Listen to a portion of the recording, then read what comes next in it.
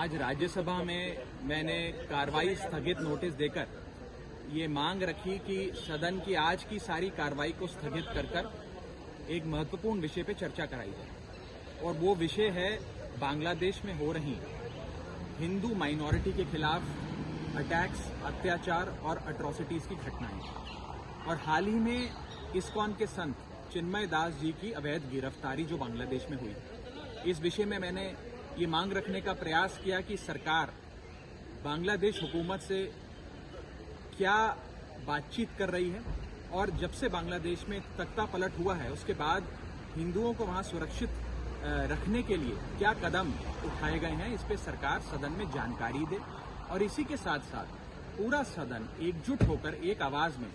चिन्मय दास जी की जो गिरफ्तारी हुई है अवैध रूप से, उसके खिलाफ एक निंदा प्रस्ताव जारी करे। आज राज्यसभा में मैंने कार्रवाई स्थगित नोटिस देकर ये मांग रखी कि सदन की आज की सारी कार्रवाई को स्थगित कर एक महत्वपूर्ण विषय पर चर्चा कराई जाए और वो विषय है बांग्लादेश में हो रही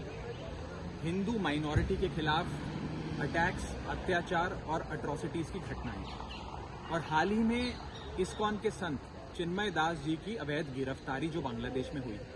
इस विषय में मैंने ये मांग रखने का प्रयास किया कि सरकार बांग्लादेश हुकूमत से क्या बातचीत कर रही है और जब से बांग्लादेश में तख्ता पलट हुआ है उसके बाद हिंदुओं को वहां सुरक्षित रखने के लिए क्या कदम उठाए गए हैं, इस पे सरकार सदन में जानकारी दे।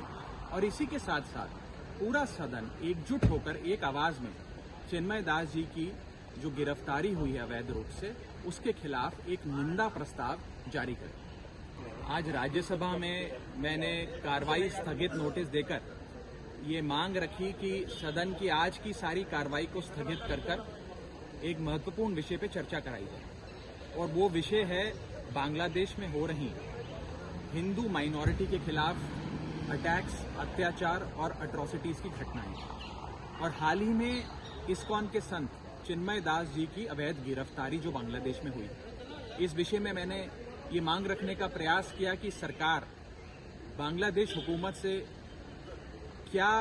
बातचीत कर रही है और जब से बांग्लादेश में तख्ता पलट हुआ है उसके बाद हिंदुओं को वहां सुरक्षित रखने के लिए क्या कदम उठाए गए हैं, इस पे सरकार सदन में जानकारी दे। और इसी के साथ साथ पूरा सदन एकजुट होकर एक आवाज में चिन्मय दास जी की जो गिरफ्तारी हुई है अवैध रूप से, उसके खिलाफ एक निंदा प्रस्ताव जारी करे।